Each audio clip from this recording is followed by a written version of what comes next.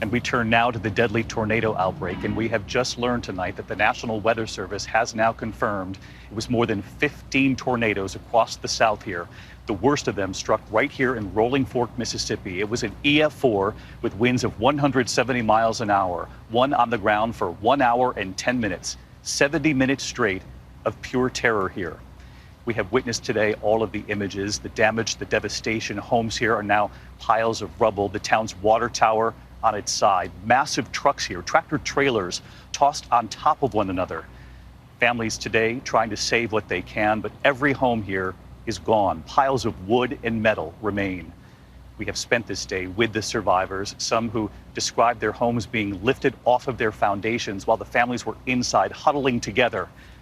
They don't know how they survived this, just as we also learn now about the lives lost.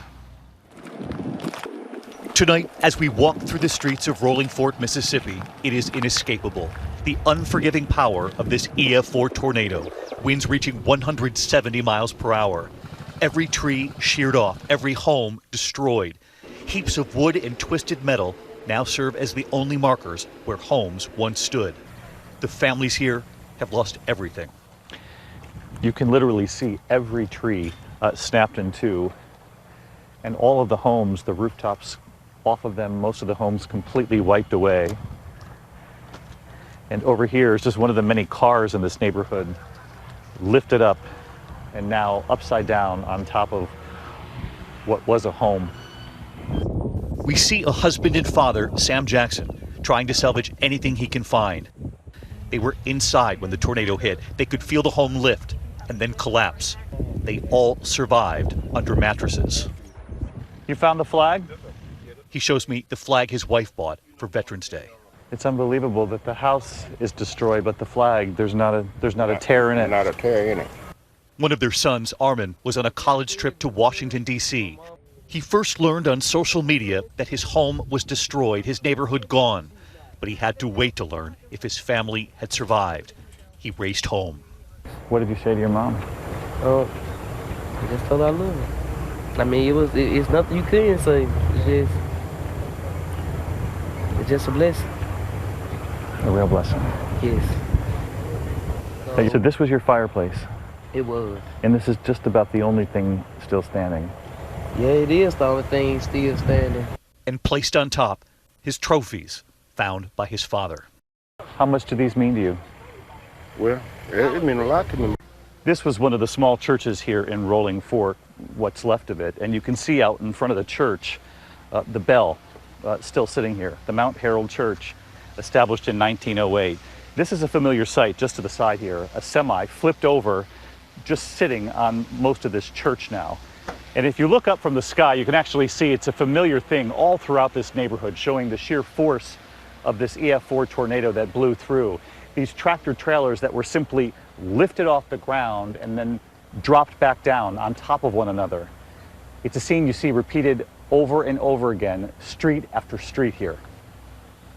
The horror played out Friday evening here after dark. The National Weather Service issued a tornado emergency, the most urgent warning for a particularly dangerous situation. 8:03 p.m., the tornado was on the ground here in Rolling Fork. Is there a big tornado, big wedge? AccuWeather capturing these images. It is difficult to see in the darkness glimpses of the massive tornado bearing down. Hey, y'all need help over there? And then moments after the tornado passed, the urgent effort to reach people trapped and injured. And they would soon learn the many who did not survive. Anybody need help over here? Southeast of Tupelo, Mississippi, another tornado emergency. The meteorologist at WTVA recognizing in real time while on the air the danger his viewers were about to face. Oh man, like north side of Amory, this is coming in. Oh man.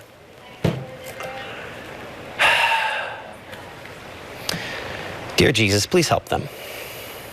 Amen. The power of the winds as the tornado strikes a high school, the debris falling from the ceiling.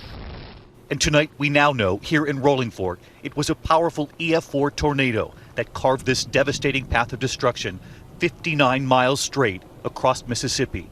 170-mile-per-hour winds up to 3/4 of a mile wide. And it was on the ground here for 70 minutes. Everything is gone. Yes, everything.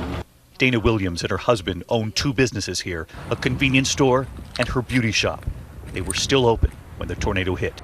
Have you thought about what you're going to do? We're the only black business owners in town. We kind of grew a bond with our community, you know, so it's just a total loss, total loss. We were actually still open and working when the tornado came through.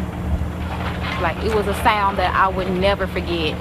It just sounded like a train just coming through, just coming straight at us.